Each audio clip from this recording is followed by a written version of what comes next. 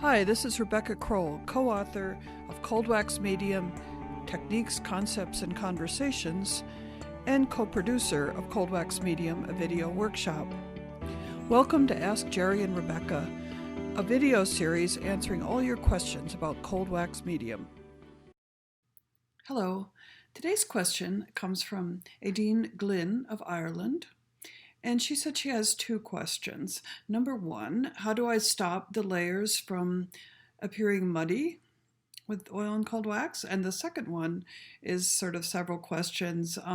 What do you do when you don't know where to go with a painting, when you're stuck, and when you don't like where the painting is at, but you don't know what to do to improve it?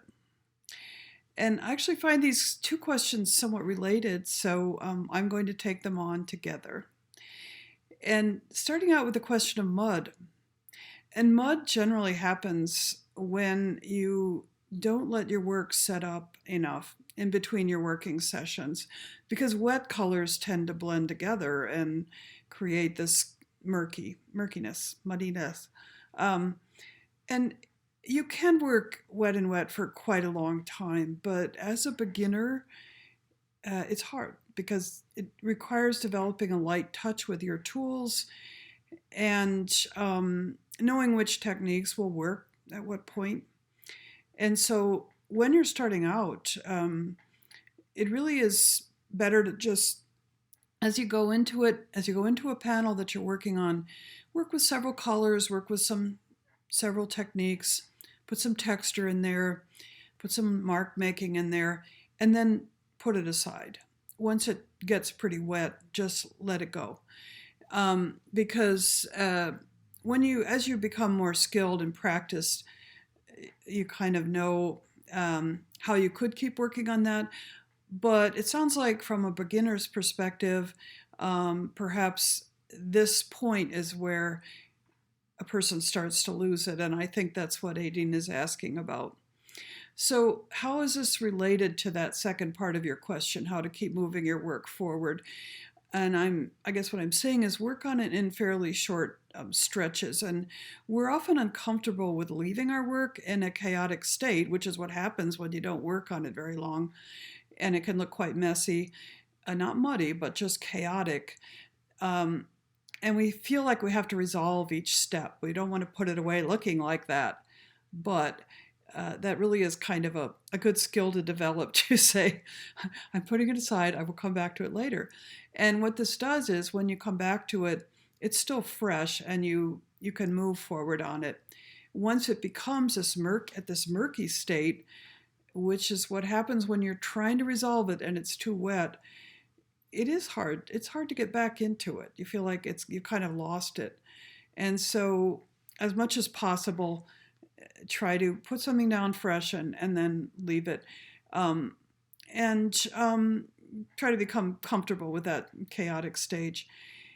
And looking at each time you work at the painting as a sort of a short block of time in which you're going to make some changes, you're going to move some things along, you're going to create some contrast, you're going to create some structure, and then put it aside. And I think when you come back, you have more energy for it then. And you can work through a lot of layers, just creating possibilities in this way. And then, of course, as things progress, you will start to get more involved and you'll take things a little further each time you work at it. And one of the things you notice as you work through a painting is that the more layers you put down, the more quickly they tend to set up because it becomes more of an absorbent surface. And so you can work a little more, spend more time at it as the painting progresses. But again, try not to get too hung up in very overly working or working very hard on certain detailed areas, which you may need to cover up in order for the painting to really and truly progress. And, trying to continue to stay fairly open, not spend 20 minutes on some little corner that you're never going to be able to cover over because you've made it perfect. The perfection, the finessing, and all that is important, but try to stave off until you see where the painting is going. And there will be a point, I feel, when you do know where the painting is going. And it's a nice point. Sometimes I say it's when the magic happens. You start to see a painting. It doesn't mean you have to stick with that, because every time you put something down, there are other possibilities that may open up. But once you feel like you're sort of in the groove, you're in a track, and it carries forward with a certain energy. However, that said, it's also important to have some underlying feelings about what you want your work to be about, because otherwise, when you're working through these changes and these layers, there's a multitude of possibilities. And another way of getting stuck is there's too many choices. And setting some intentions, some underlying ideas about what your work is about, those are important. We do talk about this in our book and in the video. And trying to figure out, okay, what's important to me? Is it working with color and shape? It can be kind of an impersonal, formal project that you're setting out on. It could be about mood and emotion. It could be about ideas. Maybe you're responding to something you read or heard about, or a poem. And these kind of things provide you with a structure, not necessarily a visible structure, but the structure of your mind and the way you're thinking about the work.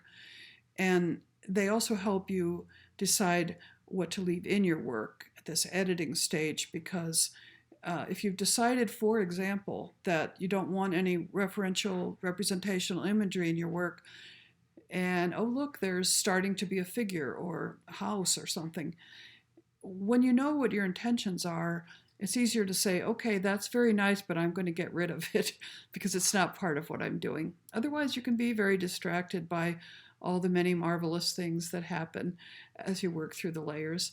So I hope that gives you some ideas, Aideen, and others who are listening. Thank you very much.